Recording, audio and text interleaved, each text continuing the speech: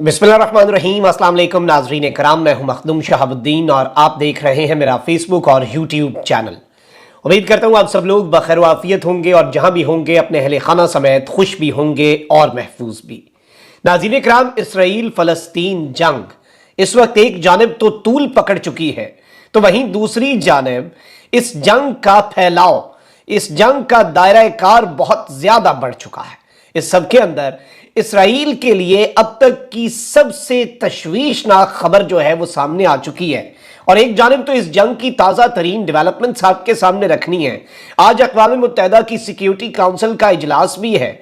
ईरानी सदर ने भी सऊदी वली अहद को कॉल मिला दी है। मामला जो है वो हाथों से निकलता जा रहा है, लेकिन इस सब में जो इंपॉर्टेंट फैक्टर है नाज़रीन कराम वो ये है कि इस वक्त भी झड़पें जारी हैं, इस वक्त भी रॉकेट और मिसाइल बरसाए जा रहे हैं। और इस सब के अंदर जो सबसे बड़ी खबर आई है जिसने इसराइल को हिलाकर रख दिया है, अनकन्फर्म्ड रिपोर्ट्स जो आ रही हैं वो बहुत ज्यादा अलार्मिंग है इसराइल के लिए, क्योंकि इसराइल का शहर है, इस शहर का नाम है डिमोना।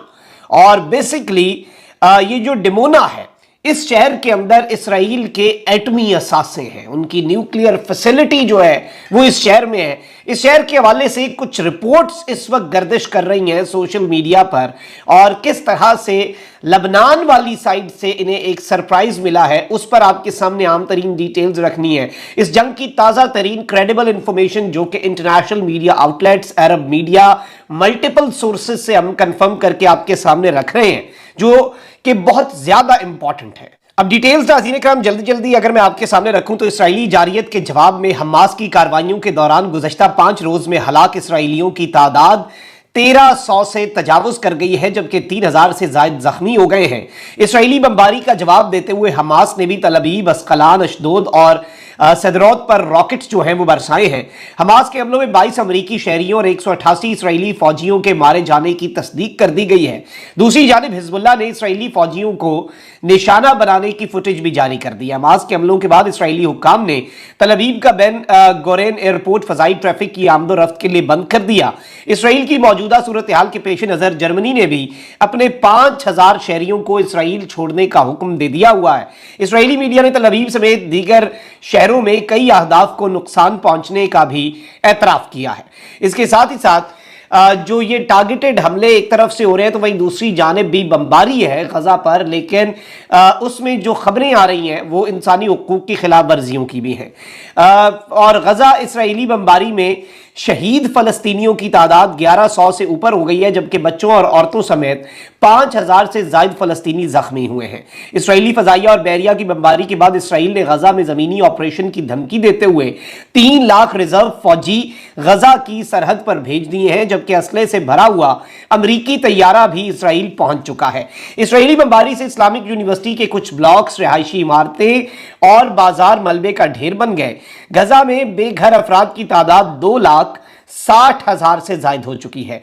वाहिद पावर स्टेशन के काम बंद कर देने के बाद गजा में बिजली की फराहमी भी मुनक़ता है। अल-क़स्साम ब्रिगेड के सरबराह के घर पर इसराइली हमले में सुप्रीम कमांडर मोहम्मद अल-ज़ैफ के वालिद, उनके भाई, भतीजे और उनकी पोती के शहीद होने की इत्तलात हैं। इसराइली तैयारों ने गजा पर हमलों में ममनुआ सफेद फास्फोरस भी मुबैना तौर पर इस्तेमाल किया है। व्हाइट फास्फोरस से जमीन पर वसी इलाके में आग भड़क उठती है। इंसानी जिस्म के पट्टों और हड्डियों तक को ये व्हाइट फास्फोरस जो है ये जला देता है। तो इसके हवाले से भी इत्तलात हैं कि गजा पर निहत्ते फलस्तीनियों पर जो बमबारी हुई है उसमें व्हाइट फास्फोरस का भी इस्तेमाल हुआ है। अच्छा, वहीं दूसरी जानिब इसराइली फौज ने एतराफ किया है कि उसे हमास के हमले की मंसूबाबंदी का इल्म था, मगर इसकी शिद्दत का अंदाजा नहीं था। गैर मुल्की मीडिया के मुताबिक इसराइली फौज के तर्जुमान ने एक बयान में दावा किया है कि इसराइली फौज को हमास के हमले से पहले उसकी मंसूबाबंदी की इंटेलिजेंस इत्तलात मौसूल हो चुकी थी और हमले से चंद घंटे पहले यह जाहिर हो रहा था। इसराइली फौज के तर्जुमान ने कहा कि हमास के हमले की इंटेलिजेंस इत्तलात थी, मगर हमें हमले की शिद्दत का अंदाजा नहीं था। और इसमें मैं आपको यह भी बता दूं कि इस सारी की सारी सूरत हाल के अंदर اب امریکی انٹیلیجنس جو ہے اس نے ایک بہت بڑا دعویٰ کیا ہے. پہلے الزام لگا رہے تھے کہ ایران اس میں ملوث ہے, پھر امریکہ نے کہا کہ ایران کے اس حملے میں ملوث ہونے کے شواہد نہیں ملے. اب امریکی انٹیلیجنس ذرائع جو ہیں انہوں نے تصدیق کی ہے کہ اسرائیل پر حماس کے اس غیر متوقع حملے نے ایرانی قیادت کو بھی حیرت زدہ کر دیا تھا. ایران والے بھی سرپرائز ہو گئے تھے کہ اتنا بڑا, اتنے بڑے میگنیچیوڈ کا جو اٹیک ہے وہ کس طرح سے انہوں نے کر لیا. اس سے قبل امریکی میڈیا نے دعویٰ کیا تھا کہ حماس کے حملوں میں ایران ملوث ہو سکتا ہے. امریکی اخبار کے مطابق امریکی انٹیلیجنس کی اس تازہ رپورٹ پر وائٹ ہاؤس نے ابھی تبصرہ نہیں کیا. امریکی وزیر خارجہ بھی کہہ چکے ہیں کہ اسرائیل پر حملوں میں ایران کے ملوث ہونے کے شواہد ہم نے نہیں دیکھے. حماس کا حملہ سعودی اسرائیل تعلقات میں خلل ڈالنے کے لیے ہو سکتا ہے, یہ امریکہ کو لگتا ہے, لیکن ایران کے شواہد انہیں نہیں ملے. اب اس سب کے اندر انہوں نے کنفرم کیا ہے کہ ایران کی لیڈرشپ بھی حیرت زدہ رہ گئی کہ یہ حماس نے کر کیا دیا, اتنا بڑا سرپرائز تھا. اب وہیں دوسری جانب غزہ پر اسرائیلی بربریت جاری ہے, جس کے نتیجے میں اقوام متحدہ کے 9 ملازمین بھی ہلاک ہوئے ہیں. غیر ملکی میڈیا کے مطابق غزہ کے علاقے خان یونس میں گھر پر بمباری کی گئی, جس کے سبب 7 لاشیں برآمد ہوئیں, جبکہ پناہ گزین کیمپ میں بھی عمارت تباہ ہوئی اور اس سے بھی مزید 7 لاشیں برآمد ہوئیں اور درجنوں افراد زخمی ہوئے. اقوام متحدہ کے 9 ملازمین کے بھی جان سے جانے کے حوالے سے ڈیٹیلز جو ہیں وہ اس وقت آ رہی ہیں. اب یہاں پر جو الارمنگ ڈیٹیلز ہیں, الارمنگ ڈیولپمنٹس ہیں, ان پر بھی آتے ہیں. ایک جانب حماس اسرائیل جنگ میں فیک نیوز کا راج ہے, جس میں امریکی صدر جو بائیڈن نے بھی اسرائیل کے دفاع کے لیے فیک نیوز کا سہارا لیا. جو بائیڈن نے حماس کی جانب سے 40 کے قریب بچوں کو قتل کرنے کی غلط خبر کو دہراتے ہوئے کہا کہ کبھی سوچا نہیں تھا کہ دہشت گردوں کی جانب سے بچوں کے سر قلم کرنے کی تصاویر دیکھنے اور ان کی تصدیق کرنا پڑے گی. تاہم وائٹ ہاؤس نے اپنے ہی صدر کے بیان کی تردید کر دی اور واضح کیا کہ صدر بائیڈن اور دیگر امریکی حکام نے اس بات کی آزادانہ طور پر تصدیق نہیں کی کہ حماس کے دہشت گردوں نے اسرائیلی بچوں کے سر قلم کیے. یعنی کہ اس سب کے اندر وہ یہ کہہ رہے ہیں کہ اسرائیلی صدر کے ترجمان کے دعووں اور اسرائیلی میڈیا رپورٹس کی بنیاد پر بائیڈن صاحب نے یہ دعویٰ کر دیا تھا.